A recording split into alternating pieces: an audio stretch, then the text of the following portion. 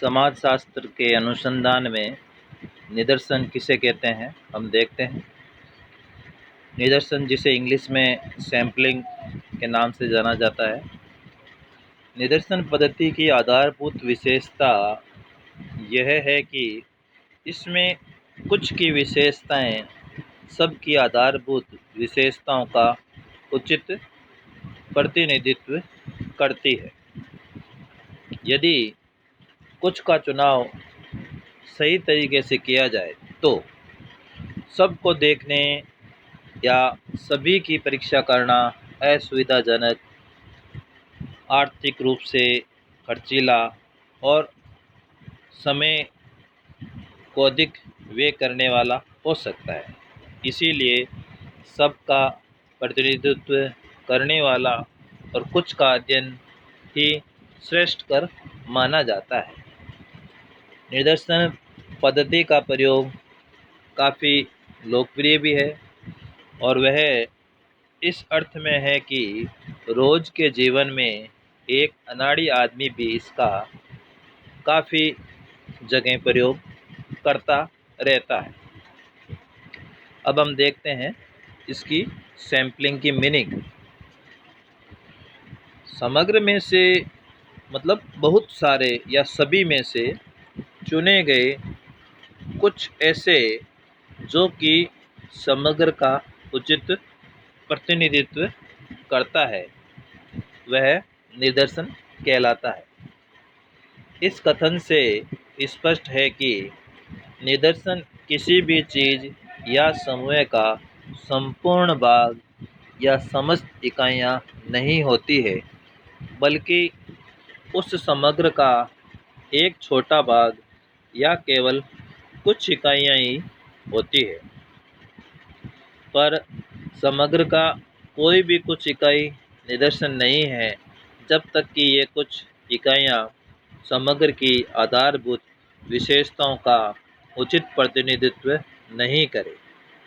इस अर्थ में समग्र का उचित प्रतिनिधित्व करने वाली कुछ इकाइयों को निदर्शन कहा जाता है। गुडे एवं हार्ट के अनुसार,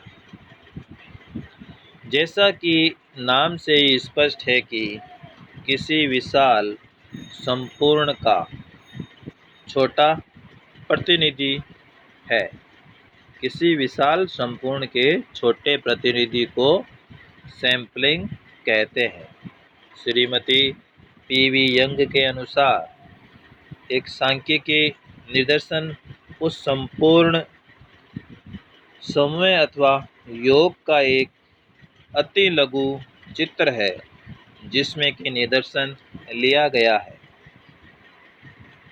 फ्रैंक यार्टन के अनुसार निदर्शन शब्द का प्रयोग केवल किसी समग्र चीज़ की इकाइयों के एक सेट या भाग के लिए किया जाना चाहिए, जिसे इस विश्वास के साथ चुना गया है कि वह समग्र का प्रतिनिधित्व करेगा।